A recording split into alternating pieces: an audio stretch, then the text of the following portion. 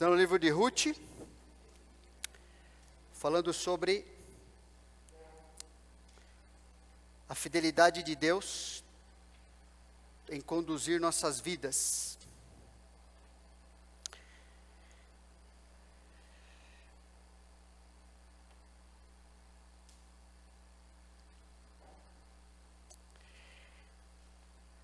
É isso, né? Isso aí.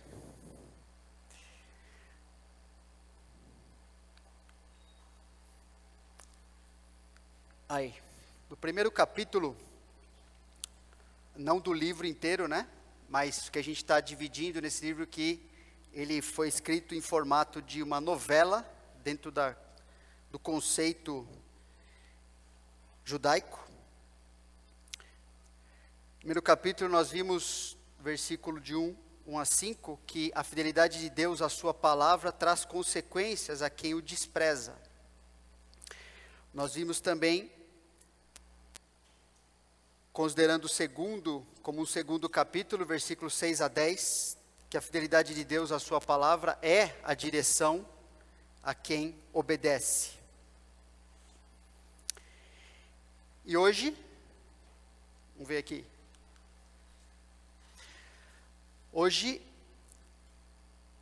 a fidelidade de Deus faz com que nossa amargura seja curada e nossa fé aprovada. Baseados nos versículos 11 a 22.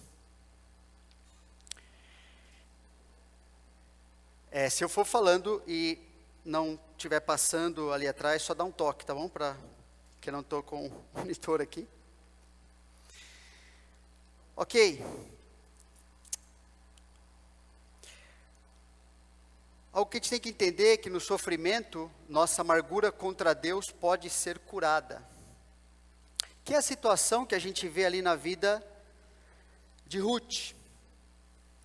De Noemi, no livro de Ruth, não é? Vamos ler esse trecho aí? Versículos 11 a 13 até agora. Porém Noemi disse: voltai, minhas filhas, porque iríeis comigo? Tenho eu ainda no ventre filhos, para que vos sejam por maridos? Tornai, filhas minhas, ide-vos embora, porque sou velha demais para ter marido. Ainda quando eu dissesse, tenho esperança, ou ainda que esta noite tivesse marido e houvesse filhos, esperá-los-ias até que viessem a ser grandes? Abster-vos-ias de tomardes marido? Não, filhas minhas, porque por vossa causa a mim me amarga o ter o Senhor descarregado contra mim a sua mão.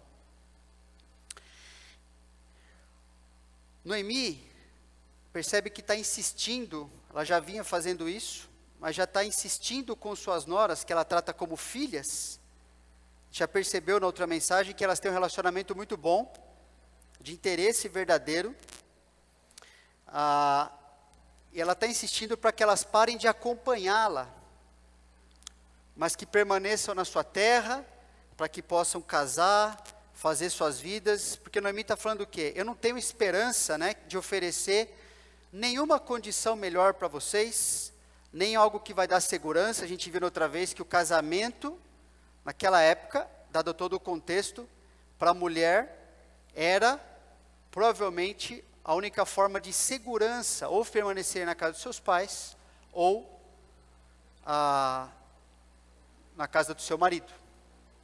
E agora nós temos aqui 3 viúvas, e a Noemi está aconselhando elas ficarem na sua terra e tentarem refazer suas vidas, porque ela mesma não tinha esperança de que isso acontecesse se elas continuassem seguindo ela. Isso, para entender o que Noemi está falando, nós precisamos entender um costume que Deus até criou uma lei em cima, que é isso aí, a lei do levirato, né? A lei do levirato, baseada em Deuteronômio 25, 5 a 6, diz que se irmãos morarem juntos e um deles morrer sem filhos, então a mulher do que morreu não se casará com outro estranho, fora da família.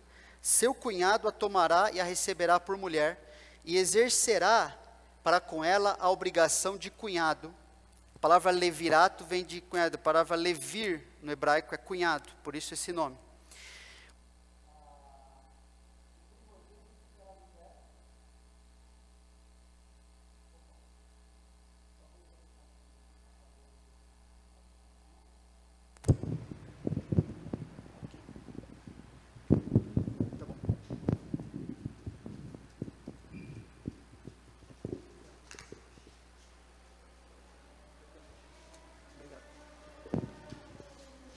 Valeu.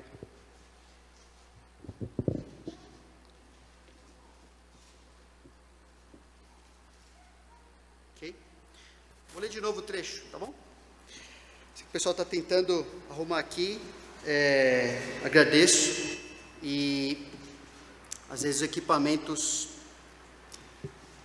fazem isso, né? Conosco. Mas tudo bem, gente.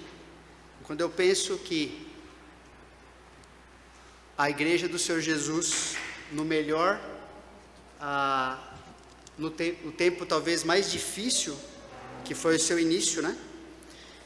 E a maneira como ela se expandiu no mundo, como aqueles cristãos fizeram discípulos, nós sabemos que isso aqui tudo é muito bom, nos ajuda, mas a gente sabe que isso não é a essência, não é?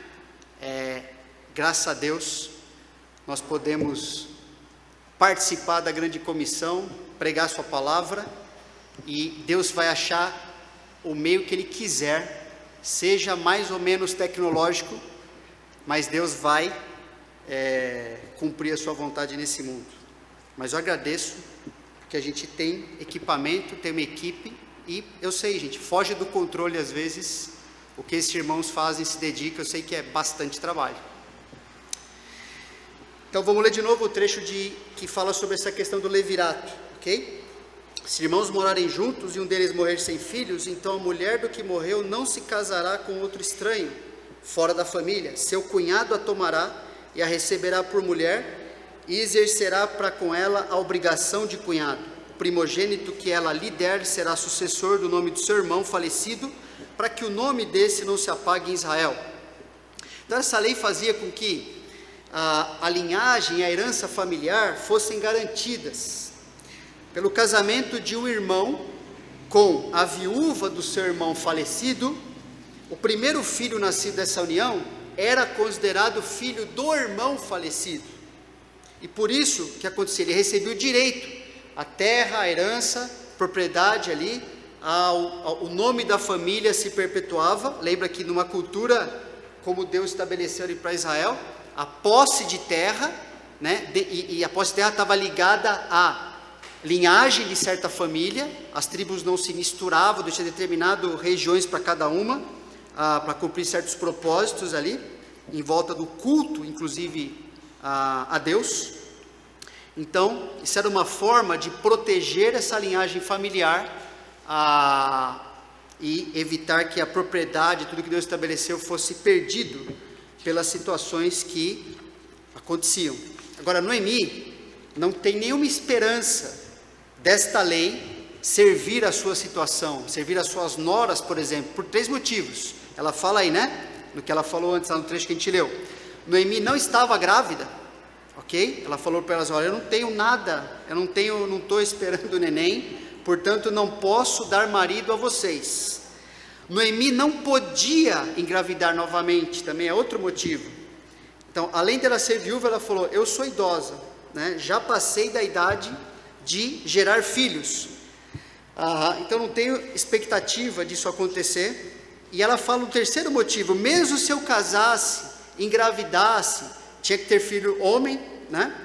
Esses seriam muito jovens para se casarem com suas noras, que já seriam muito velhas para eles. Ou seja, na visão de Noemi, não havia mais nada a ser feito, essa possibilidade estava descartada. Ela só via saída para suas noras em terem a permanência na sua própria terra e tentarem retornar suas vidas. O que ela está falando é: vocês ainda têm chance de terem famílias e filhos, eu não, portanto garantam sua vida, ok? Vai em frente, me esquece. Em relação ao versículo 13 que a gente leu lá de Ruth, é bom inclusive você deixar a tua Bíblia aberta em Ruth, que às vezes vão voltar para lá, né? Nem sempre a projeção vai ser exatamente o que você precisa ver naquele momento que a gente está conversando aqui. Então, no versículo 13, o que ela está dizendo é o seguinte: não venham comigo, porque Deus está contra mim, e a vida de vocês poderá tornar-se tão amarga quanto a minha. Agora, você precisa pensar na situação de Noemi, que a sua amargura não é uma frescura. Ela estava passando por algo difícil mesmo, a gente sabe disso. Ela perdeu o marido, seus filhos, perdeu a possibilidade e a dignidade de se manter, está prestes a encarar um futuro de incerteza e necessidade em sua terra natal, não sabe o que vai encontrar ali, ficou cerca de 10 anos longe dali. Ela é como aquele imigrante que não deu certo, né? Apostaram tudo, saíram da sua terra, foram para outra e não deu certo, e ela está voltando sem esperança. Então ela não está falando de algo simplesmente emocional, a sua situação é real, e ela não quer que as suas noras, que ela chama de filhas, passem pela mesma coisa. É interessante no versículo 19 a 21, já estava aí, ok, que ela menciona mais para frente ali, quando depois que ela e Ruth fazem a viagem, então ambas se foram até que chegaram a Belém. Sucedeu que ao chegarem ali, toda a cidade se comoveu por causa delas, e as mulheres diziam: não é esta Noemi? Porém elas lhes diziam: não me chameis Noemi, chamai-me Mara, porque grande amargura me tem dado o Todo-Poderoso. O nome Mara significa amargo, amargura. Ditosa eu parti, porém o Senhor me fez voltar pobre. Por que, pois, me chamareis Noemi, que significa agradável, né? Inclusive agradável de aparência, visto que o Senhor se manifestou contra mim e o Todo-Poderoso me tem afligido? Percebe que a amargura que ela estava experimentando,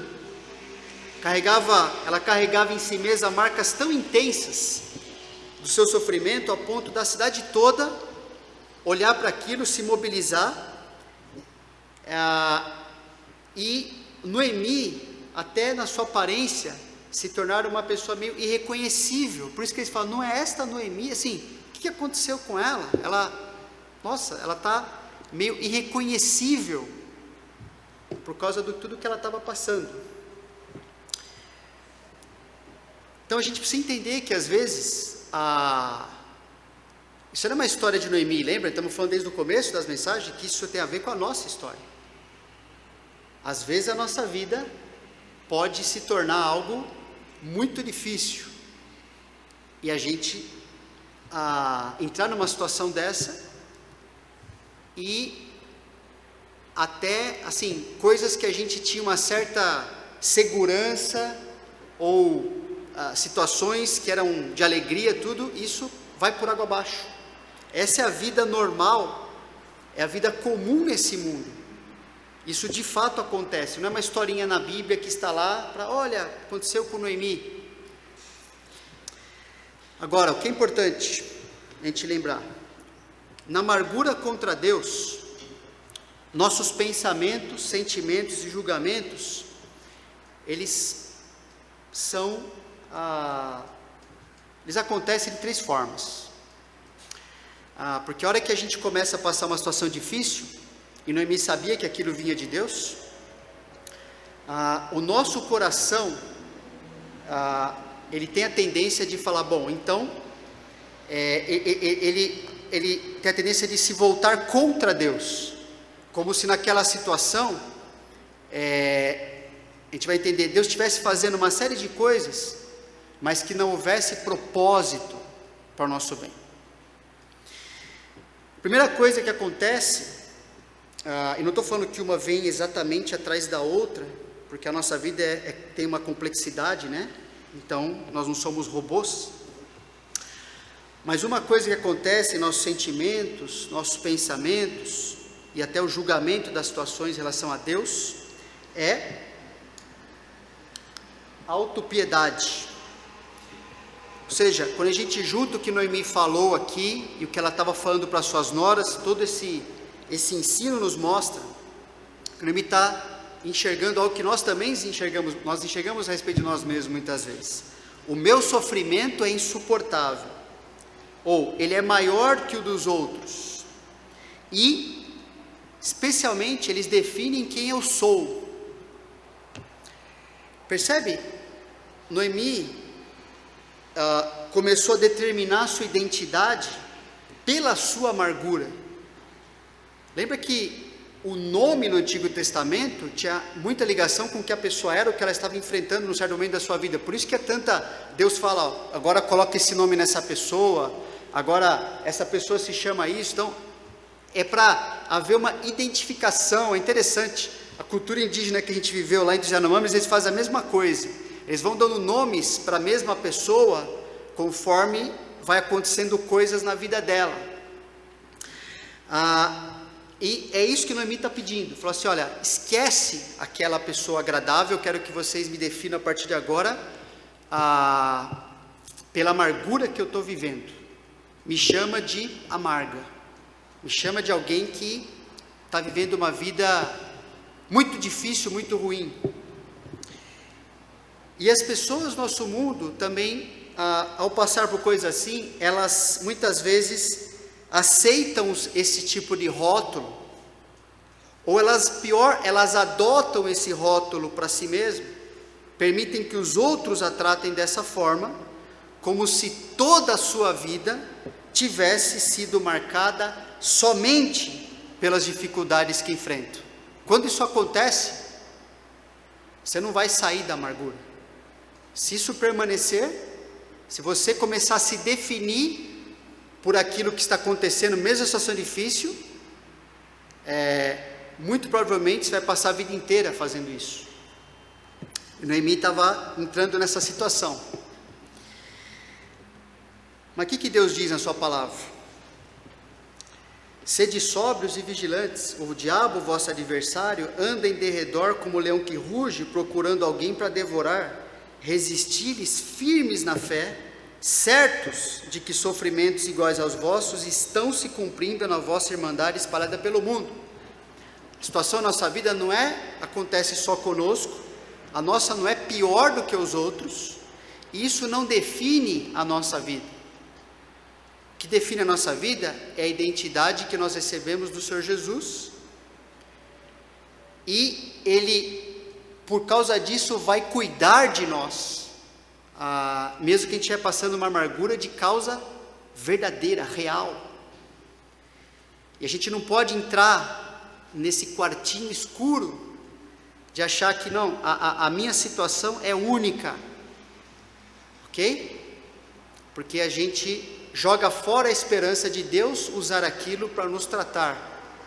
Não existe situação onde Deus não deu um tratamento na palavra dele para nós, de amargura do que está acontecendo lá dentro. Agora, se a gente falar, bom, essa situação não tem tratamento, ela é única, você está jogando fora o que Deus quer fazer. Então isso é uma coisa que acontece, autopiedade, achar que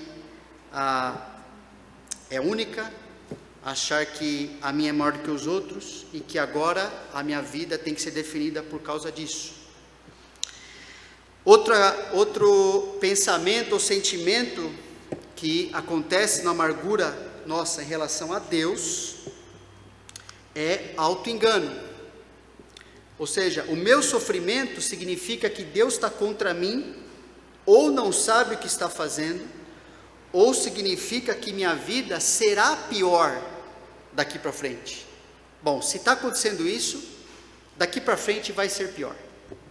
Deus está contra mim, Deus não sabe muito o que está fazendo. Percebe como Noemi, esse auto-engano fez ela distorcer a realidade para si mesma e para os outros. Ela diz, no versículo 21, ditosa eu parti. Será? Ditosa significa, ela estava abastada, ela estava bem, ela estava com todo o suprimento da sua vida. Foi por isso que elas foram para Moabe? Não, eles estavam sem comida, eles estavam passando uma situação difícil. Ela não partiu de Israel porque estava tudo bem, ela partiu porque estava mal a situação ali.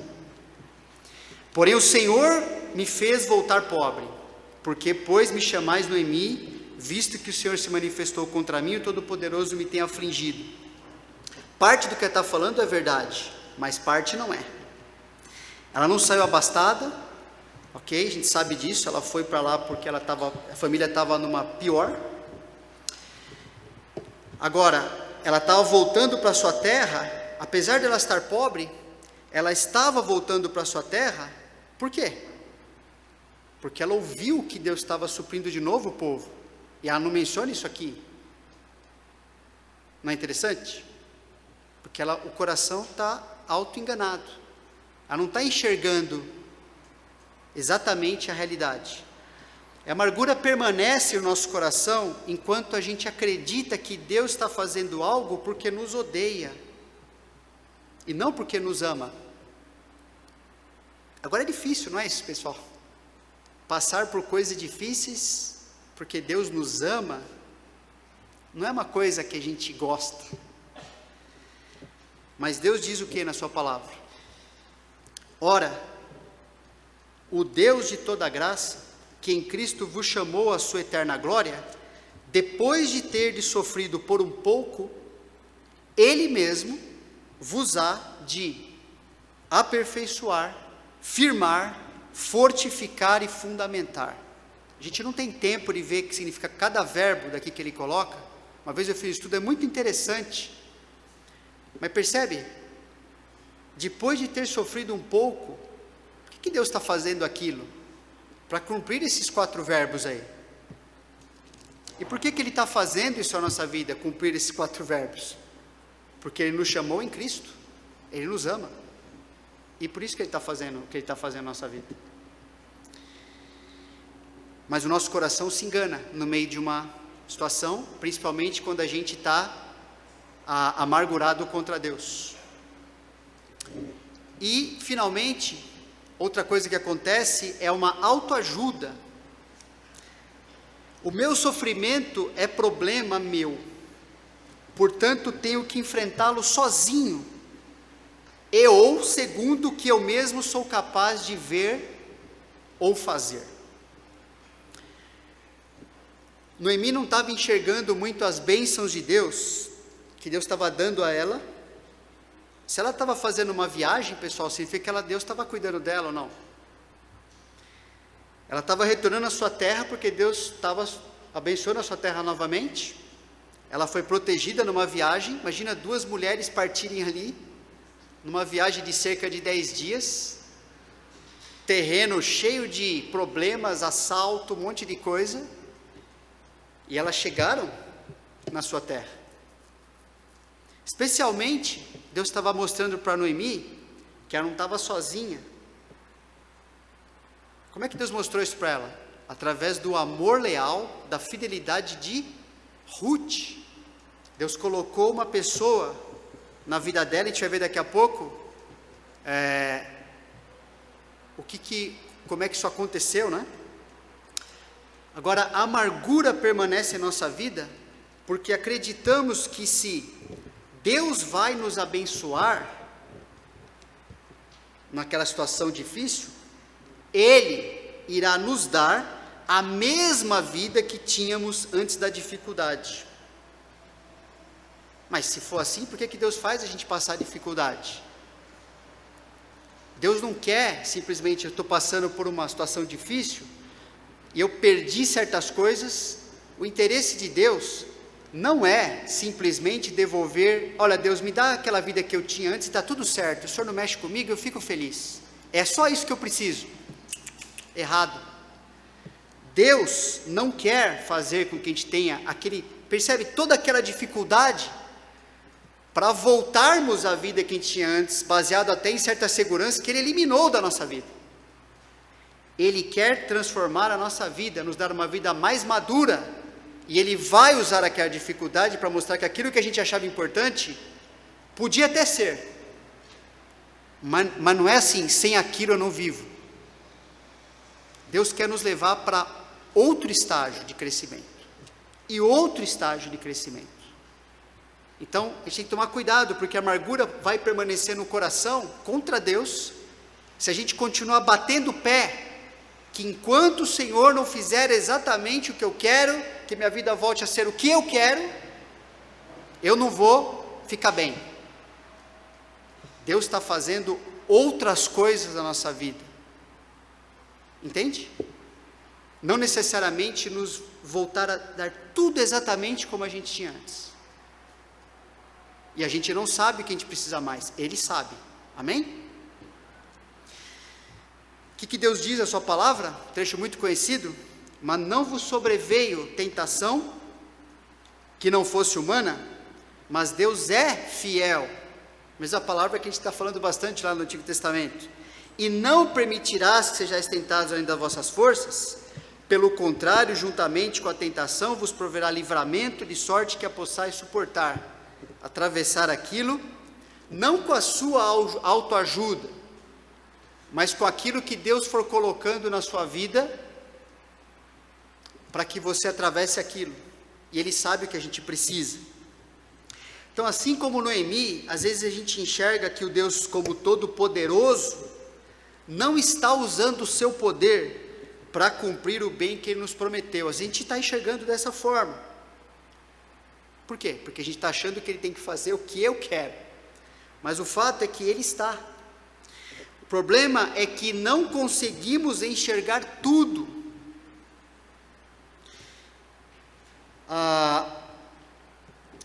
E Deus também não irá cumprir, irmãos, a nossa agenda.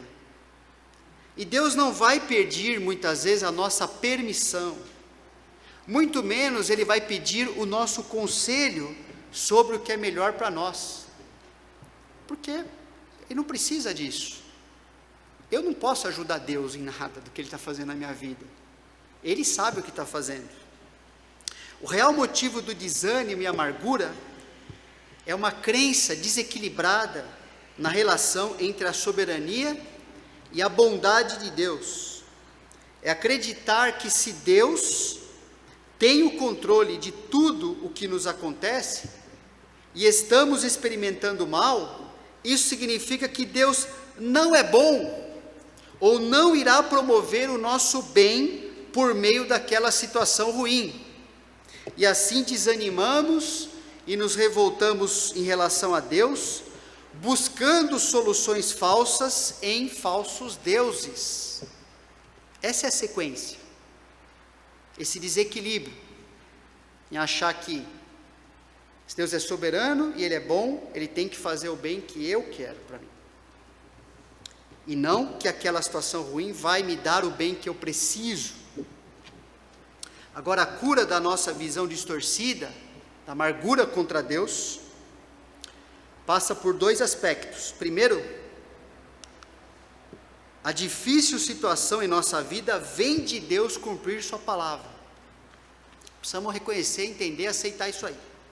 Algo difícil de aceitarmos, mas necessário. Achamos que Deus, sendo bom, sempre mostra sua bondade, né? Nos fazendo sentir bem e felizes.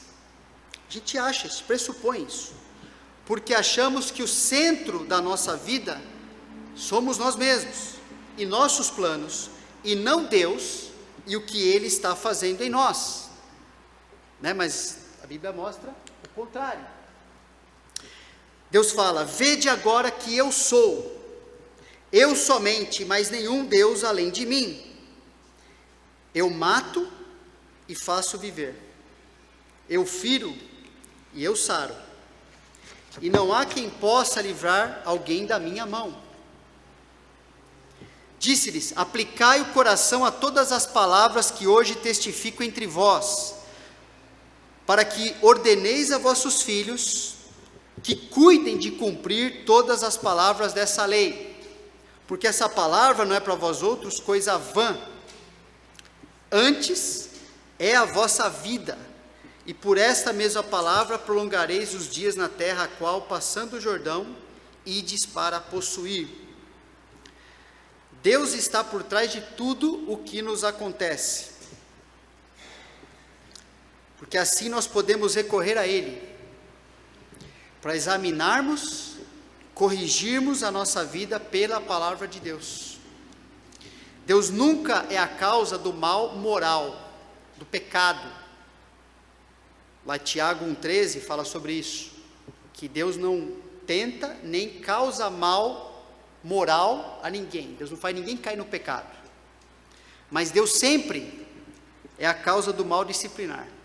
Ele pode usar o meio que Ele quiser, porque nós precisamos ser transformados.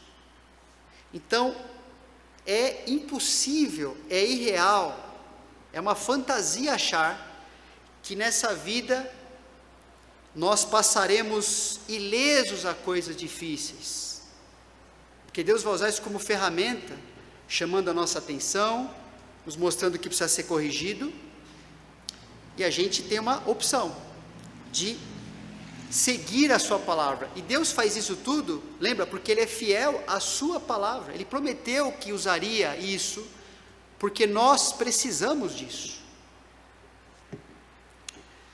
Então esse é um aspecto. O segundo aspecto para a cura do nosso coração é entender que a solução para a nossa vida vem de Deus cumprir sua palavra também, não só a situação tem a ver com Deus cumprir sua palavra, mas a solução. Como cristãos, ainda que a gente esteja sofrendo e confuso numa certa situação, o que Deus revela para nós, irmãos? Deus revela o seu caráter na Bíblia. Por causa de quem Deus é, o que a gente tem certeza? Sabemos que Ele vai agir conosco baseado em sua fidelidade ao seu caráter e ao compromisso que firmou conosco quando nos salvou. Deus vai agir dentro dessas linhas, dentro dessas regras. A gente não precisa ter medo. Ele é o Deus que se revelou e seu caráter nos garante que Ele vai ser fiel em tratar conosco dentro de quem Ele é. Não tem nada errado com Deus, não tem falha, não tem maldade. Percebe como isso é seguro para nós, mesmo passando uma situação difícil? Ele nos encoraja a nos aproximarmos dEle, ainda que nossa conversa com Deus expresse nosso desgosto com o que Ele está fazendo, ou a gente não entenda o que Ele está fazendo, ou a gente não esteja sentindo o amor dEle por nós. Importante lembrar o que está nesse salmo aí, né? Que Deus só age baseado em seu caráter perfeito, e quando a gente se aproxima de Deus, nossos sofrimentos vai se tornando oportunidade de adorarmos a Deus. E quando a gente chega nesse estágio, adorando a Deus numa situação difícil, que o nosso coração já está tratado. Salmo 13 é um salmo difícil, né? Fala, até quando, Senhor? Com certeza alguém que não estava passando por coisa muito boa, como Noemi, por exemplo, suas noras ali. Até quando, Senhor, esquecer-te-ás de mim para sempre? Até quando ocultarás de mim o rosto? Até quando estarei eu relutando dentro de minha alma, com tristeza no coração, cada dia? Até quando se erguerá contra mim o meu inimigo? Atenta para mim, responde-me, Senhor Deus meu, ilumina-me os olhos, para que eu não durma o sono da morte, e para que eu não diga o meu inimigo, prevaleci contra ele, e não se regozije os meus adversários, vindo eu a vacilar. No tocante a mim, confio na tua graça, regozije-se o meu coração na tua salvação. Cantarei ao Senhor, porquanto me tem feito muito bem. Percebe tudo aquilo que era difícil para esse salmista aqui? Ele expressou o que ele estava sentindo para Deus, falta de entendimento, até sua, nossa, não estou entendendo, Deus, o Senhor está contra mim, está ruim demais.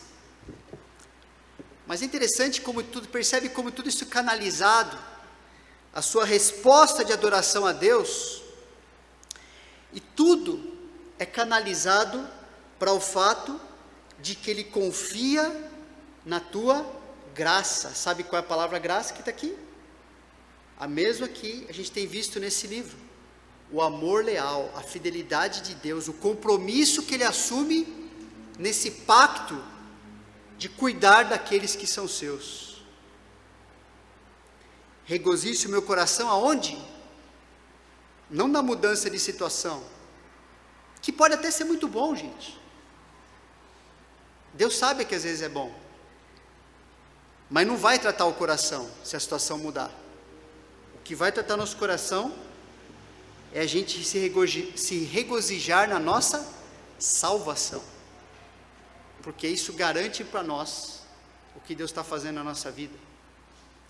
E eu não sei se você, assim como eu, passa às vezes uma semana, por exemplo, sem você parar um pouquinho para falar: puxa vida, Deus, eu sou salvo, eu fui resgatado pelo Senhor, a minha vida agora é o que o Senhor vai fazer com ela, e o que o Senhor vai fazer com ela, o Senhor falou o que vai acontecer, o Senhor já deu o placar final, não é?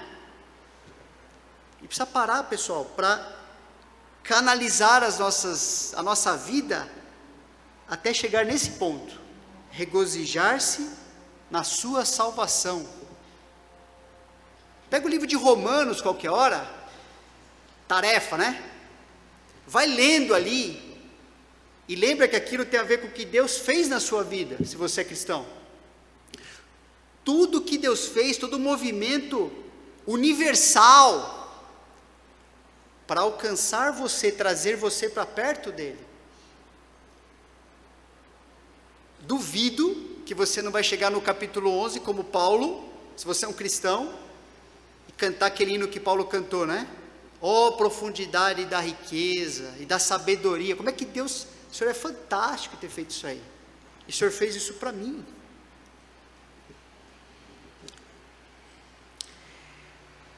Salmo desse, por exemplo, mostra que se você é vítima numa situação, você precisa aprender a lidar com a injustiça, sem achar que Deus é injusto. Uma situação de amargura: eu sou vítima, fizeram algo contra mim. Ok, pode ser verdade isso mesmo, mas você vai precisar aprender a lidar com a injustiça que você sofreu, sem achar que Deus é injusto. Se você é culpado numa situação, você causou aquele problema para você mesmo, e agora você está magoado contra Deus.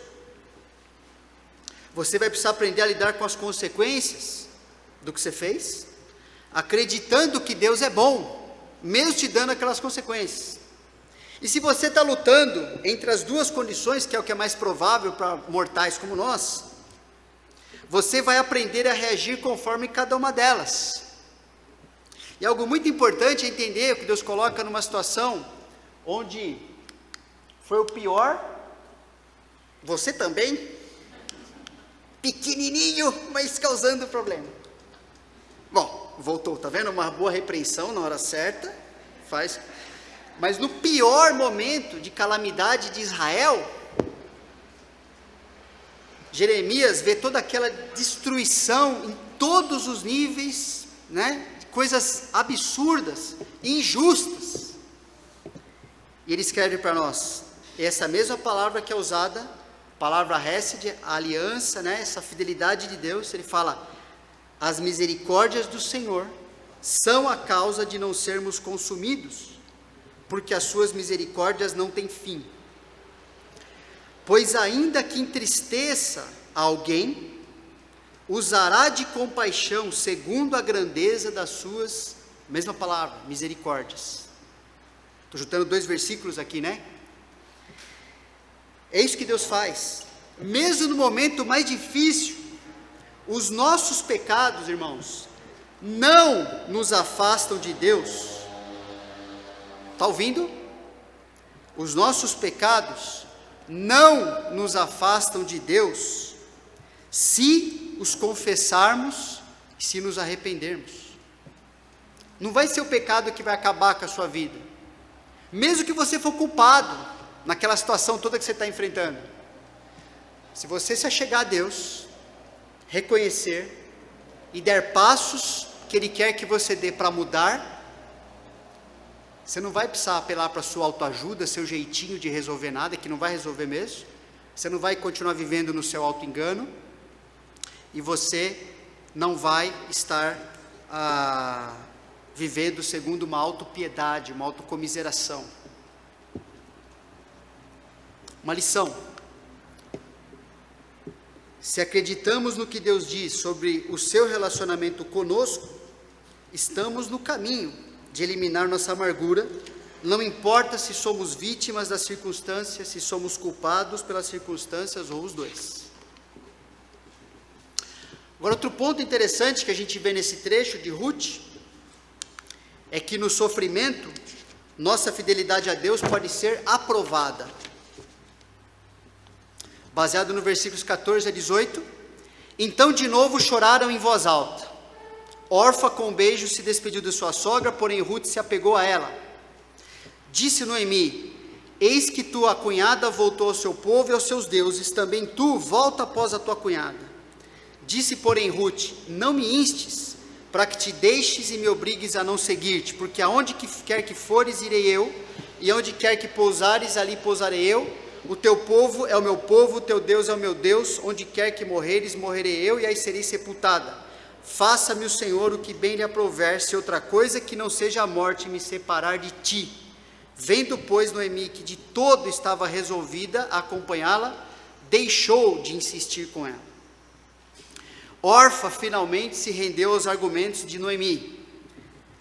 Na verdade, se rendeu ao seu coração, se convencendo de que a sua esperança realmente estava numa perspectiva humana, de um casamento em sua terra, naquilo que lhe parecia mais fácil, mais seguro. Ela escolheu ter a mesma vida de antes, ela voltou e falou assim, é isso aí, tudo bem, e a sua lealdade se encerra aqui, e a gente não sabe o que aconteceu com a vida dela. Pode ser que ela tenha conseguido as coisas que ela mais queria, ok? Mas a gente não sabe.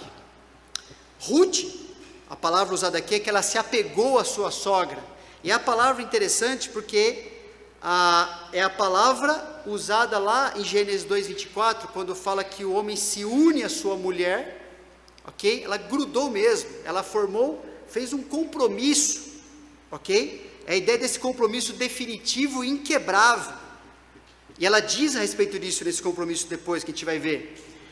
E é interessante que essa palavra também é usada para o compromisso que Deus exige do seu povo. Em alguns trechos do Velho Testamento, Deus usa essa mesma palavra de colar. Deus quer falar assim, cola em mim, Deus fala. Tem um compromisso comigo inquebrável, que não vai ser abalado, não vai ser medido pelas coisas que acontecem. Gruda em mim. E é isso que Ruth fez. Agora pensa, Ruth se apegou à sua sogra, cuja vida, tinha uma passagem marcada para viajar pela Europa, não é verdade? Estavam as duas, vamos agora pegar um cruzeiro e vamos aproveitar a vida nós duas. Não, a vida estava marcada pela tragédia, vinda da parte de Deus. Ruth fez uma escolha difícil, fez a escolha difícil, e humanamente falando, era a escolha sem perspectiva de mudança para melhor. Lembra, Noemi já tinha explicado, olha, não tenho como nem fornecer marido para vocês, pelo contrário, vocês vão viver uma perspectiva que é como viúva, na pobreza, como estrangeira numa terra que você não conhece, você não sabe o que vai acontecer na tua vida aí para frente. Que escolha é essa, pessoal? Pensa bem, não era uma escolha fácil, pelo contrário, muito, muito difícil, parece uma escolha tola, sem sentido, mas é uma escolha que tem a ver com o nome de Ruth, o seu caráter. O seu nome significava o que mesmo? Amizade. A gente vai ver mais sobre isso em outra mensagem, que significa amizade verdadeira, porque há muito engano em relação a, hoje em dia, até como os cristãos usam o relacionamento, e acham muitas vezes que é um relacionamento de amizade, quando na perspectiva de Deus não é. Mas é interessante, eu queria só citar um versículo, que é o que Ruth fez aqui, Em todo tempo ama o amigo, e na angústia, quem é irmão realmente aparece, não é? Essa amizade abnegada, ou seja, verdadeira, foi o que Ruth ofereceu à sua sogra. Por que Ruth se convenceu a seguir esse caminho? E nota que, após a partida de Orfa, pela quarta vez Noemi está insistindo com Ruth para ir embora também. Segue a tua cunhada, vai embora, pode ir, retorna ao seu povo. faz tua vida, me esquece. A gente não deve julgar muito órfão, assim, né? Imagina a situação dessa mulher, né? Assim, a gente tem que tomar um pouco de cuidado de fazer isso. Ela escolheu uma vida mais fácil, segundo a sua perspectiva humana, não é? Ela busca refúgio em seu povo, em seu Deus, Moabita. Mas eu quero que a gente se coloque um pouquinho no lugar dela, ok? Não é uma coisa, eu não creio que ela seja uma maluca, ou alguém que assim, ó, não estava pensando, considerando nada na vida dela, só que ela agiu conforme a sua própria visão, que ela achava que era melhor. Agora percebe, Noemi está dificultando muito a escolha de Ruth, tentando convencê-la de que ela estava escolhendo uma vida muito pior do que se deixar sua sogra sozinha. Percebe? É um apelo ao contrário do que a gente vê por aí, não é? É um apelo oposto quando alguém fala de Deus para outra pessoa. O apelo é mais ou menos assim, ó: se você me seguir, provavelmente passará necessidades. É quase certeza disso. Quer a prova disso? Olha o que Deus está fazendo comigo. Sai com esse apelo aí fora, fala assim, ó, quero falar de Jesus para alguém. Aí você chega para a pessoa e fala assim, ou então, vim aqui falar para você que você devia seguir Jesus comigo, e eu garanto que às vezes você vai passar muito problema e tal, e ó, quer ver, ó, Deus está fazendo esse negócio na minha vida, mas tá muito difícil. É isso que Noemi está fazendo com Ruth, um apelo oposto do que a gente vê, essas palhaçadas que a gente vê aí fora. Falar de Deus, assim, ó, vem aqui, Deus vai te dar tudo, tipo pirulito, faz tudo aqui, ó, é bom, Deus vai resolver tudo na sua vida. Não é o que Deus coloca na palavra dele, mas é o que acontece. Semelhante esse apelo ao que o Senhor Jesus fez, não é? Um deles Jesus fez vários nesse sentido. Então, aproximando-se dele um escriba, disse-lhe, mestre, seguir-te-ei para onde quer que fores. Mas Jesus lhe respondeu, as raposas têm seus covis, as aves dos céus, ninhos, mas o Filho do Homem não tem onde reclinar a cabeça. Você quer vir? Eu garanto para você que eu não estou oferecendo nada para você. Você está buscando uma vida tranquila comigo, não é isso que você vai receber. O que faz uma pessoa escolher o caminho mais difícil, sem garantias, rejeitando outras perspectivas mais atraentes, mais fáceis, de tranquilidade, segundo a lógica desse mundo? Um compromisso verdadeiro, é isso que faz alguém fazer isso. Disse, porém, Ruth, não me instes para que te deixe e me obrigue a não seguir-te, porque aonde quer que fores, irei eu, e onde quer que pousares, ali pousarei eu, o teu povo é meu povo, o teu Deus é o meu Deus, onde quer que morreres, morrerei eu, e aí serei sepultada. Faça-me o Senhor o que bem lhe aprouver, se outra coisa que não seja a morte me separar de ti.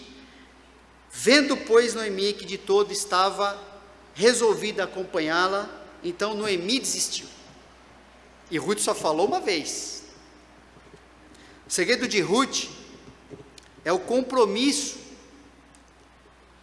da vida cristã.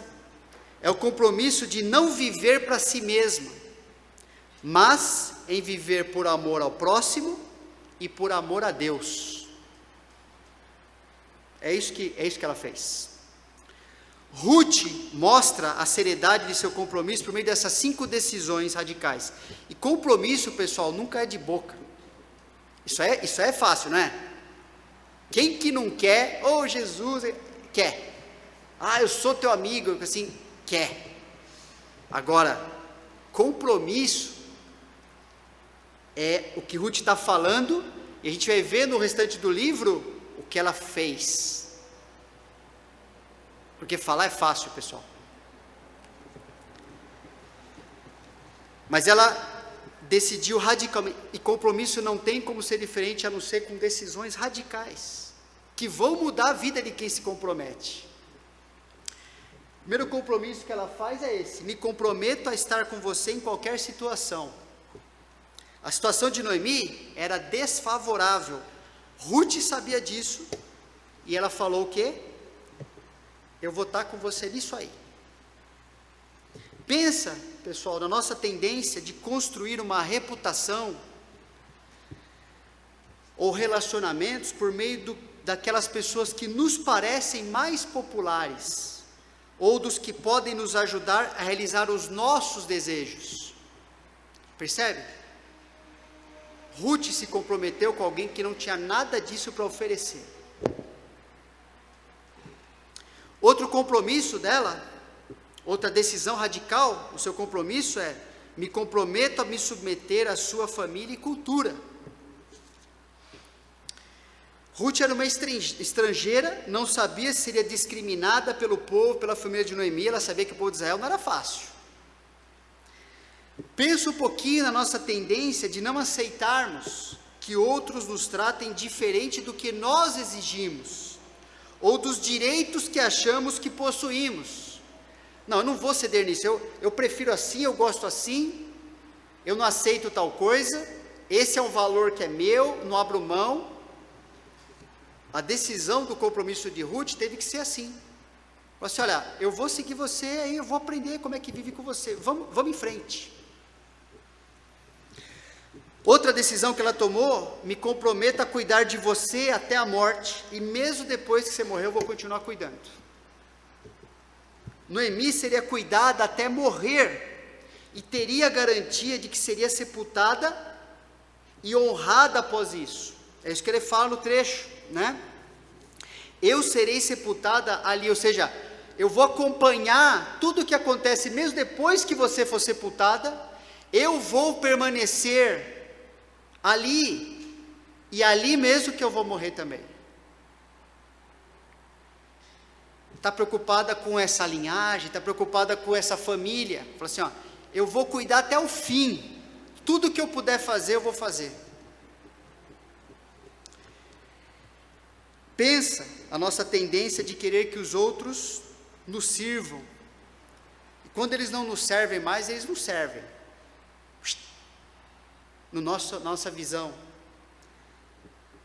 E é interessante quando pessoas, até que a nossa família, às vezes, a pessoa morreu, não só não há uma preocupação de cuidar, de o que vai acontecer daí para frente, mas o que acontece nas famílias muitas vezes, brigar pela herança que ela deixou, porque não há uma visão de cuidar, falar, peraí, até agora foi bom, foi uma coisa digna na nossa família, agora eu vou botar tudo pelos ares, porque eu quero algo para mim. Outra decisão de Ruth foi: me comprometo a abandonar meus ídolos e seguir a Jeová. E eu creio que essa decisão, porque a gente vê isso em outros textos da Bíblia, é o que fez com que todas as outras fizessem sentido, que foi a motivação de todas as outras. Noemi, a sua sogra, conhecia Deus, estava testemunhando que Deus havia amargurado a sua vida. Agora pensa, Ruth, como moabita, estava virando as costas para o Deus de sua nação. Lembra no Antigo Testamento? Toda vez que você vê aquelas coisas, assim, o povo de Israel guerreando contra outro povo, você vê que vocês falam assim, então, qual é o Deus, quem é o Deus que livrará você da minha mão? Sabe essas expressões que a gente vê?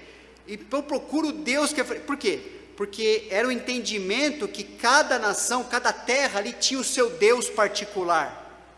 E Ruth, tinha o seu Deus moabita lá, que bem ou mal, para eles garantia lá o que eles achavam que precisavam lá, ok?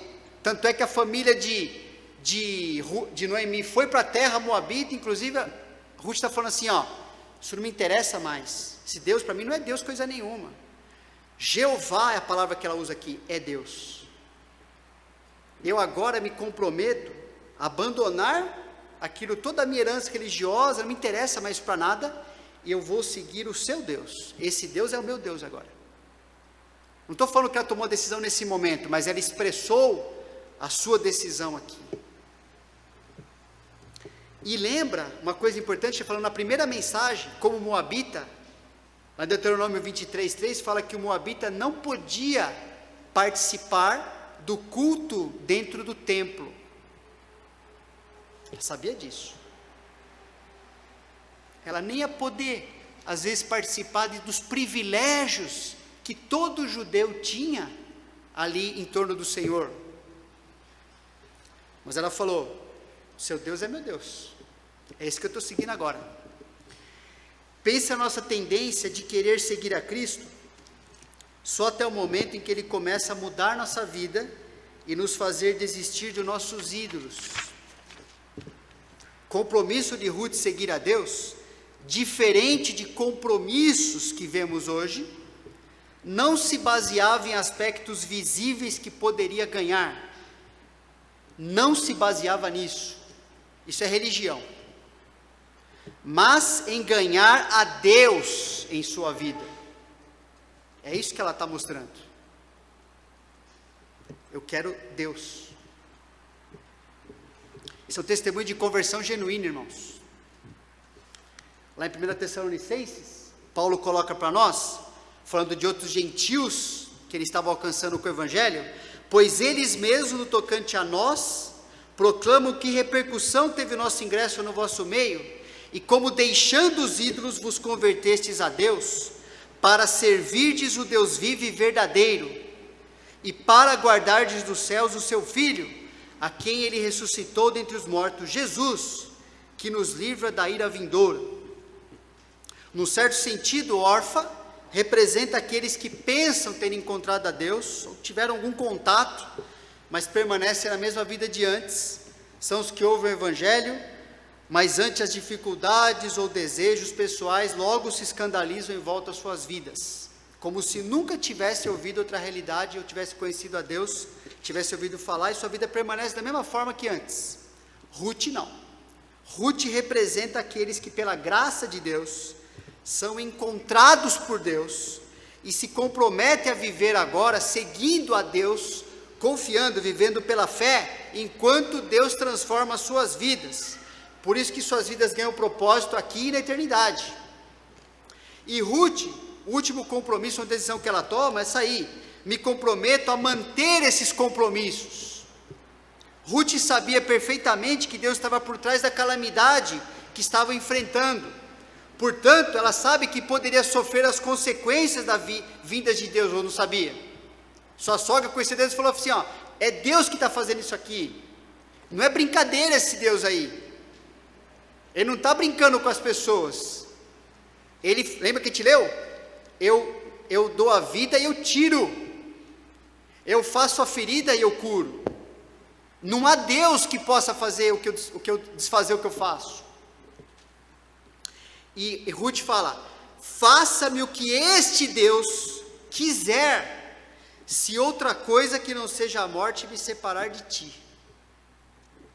Pense em toda a tendência de, às vezes, mesmo sofrendo certas consequências da nossa rebeldia contra Deus, nem assim queremos aceitar e nos arrepender para voltarmos a glorificar Deus. Parece assim: acho que Deus não vai fazer nada com isso não.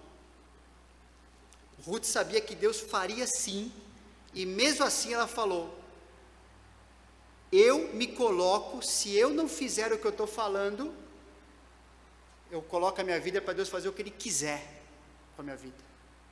E ela sabia que Deus não era brincadeira. O falso Deus Camus, dos Moabitas, ficou para trás. Ruth assume esse compromisso de viver e de morrer, e de ter a sua vida tratada conforme a fidelidade de Deus. Faça o que Deus quiser fazer, não o que eu vou falar para Ele fazer, ok? E expressando sua confiança pessoal, seu compromisso sob pena de morte. Pessoal, não é uma brincadeirinha, não é eu vou seguir Jesus, né? Marcha para Jesus, oh, que legal, depois eu volto para fazer o que eu quero da minha vida.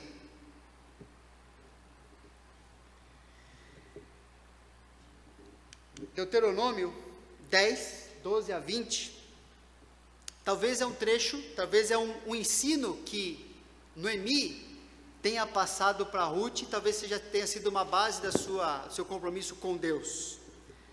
Algo que Israel devia cumprir e não estava cumprindo, a gente vê na vida de uma gentia, pela graça de Deus, aquilo sendo cumprido.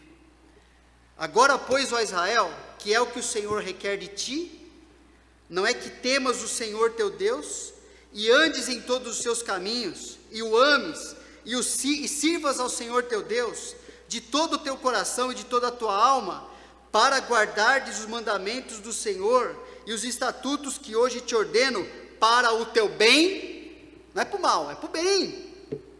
Eis que os céus e os céus dos céus são do Senhor teu Deus, a terra e tudo que nela há.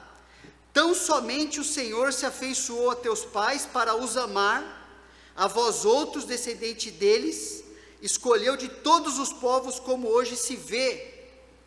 Circuncidai, pois, o vosso coração, e não mais endureçais a vossa cerviz, pois o Senhor vosso Deus é o Deus dos deuses, e o Senhor dos senhores, o Deus grande, poderoso e temível, que não faz acepção de pessoas, nem aceita suborno, que faz justiça ao órfão e à viúva, e ama o estrangeiro, dando-lhe pão e vestes.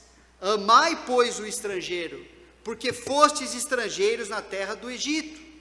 Ao Senhor teu Deus temerás, a Ele servirás, a Ele te chegarás, e pelo seu nome jurarás. Essa palavra chegarás, que está aqui, é a mesma palavra usada lá, que Ruth se chegou à sua sogra, grudou mesmo, ela estava fazendo isso com Deus. Ruth aprendeu que Deus ama o estrangeiro, e se achegou a Deus por causa disso. E é interessante, último versículo desse capítulo: assim voltou Noemi da terra de Moabe, com Ruth sua nora, a moabita, e chegaram a Belém. Detalhe muito importante aí, que a gente vai continuar vendo, né, na outra mensagem. Chegaram, que período?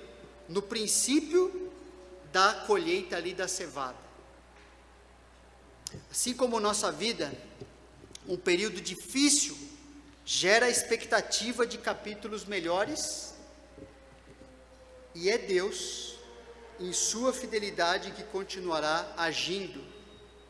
O capítulo não termina naquilo que é ruim, mas Deus vai continuar agindo, amém? Vamos orar? Vou chamar o pessoal do louvor, que tem mais uma música aqui também. Se quiserem, podem vir, enquanto a gente encerra a oração.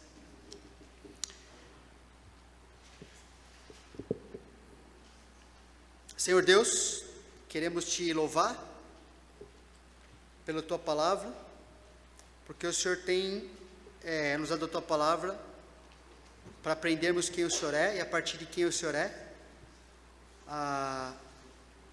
aprendermos a viver, por meio da tua palavra, que o Senhor trata a nossa vida, e sempre vai ser assim, e nós temos tudo o que precisamos na tua palavra. Eu sei que vários de nós aqui têm enfrentado, ou ainda enfrentarão situações em que vão questionar os teus caminhos, a maneira como o Senhor decide conduzir, a tua providência, a forma como o Senhor escolhe transformar, fazer a tua obra em nossa vida. E eu peço que estejamos voltando a esse ensino, tua palavra, que é o ensino completo, suficiente para nós, e que o nosso coração, não importa a situação que a gente se encontre, encontre o Senhor e a esperança bíblica que o Senhor nos dá para crescermos, para amarmos o Senhor como o Senhor planejou para nós, porque amar o Senhor é para o nosso maior bem. Te peço, Deus, que cada um aqui possa também refletir no compromisso com o Senhor e no compromisso que mantemos uns com os outros como povo do Senhor, e ter um coração ensinável. Nosso coração está exposto diante de ti, nada passa despercebido aos teus olhos. Que nós possamos, Senhor, ter uma vida tão verdadeira, que a gente possa usar o ensino da tua palavra para nos aproximarmos mais uns dos outros, como prova real de que estamos perto do Senhor. É o que eu te peço em nome de Jesus. Amém.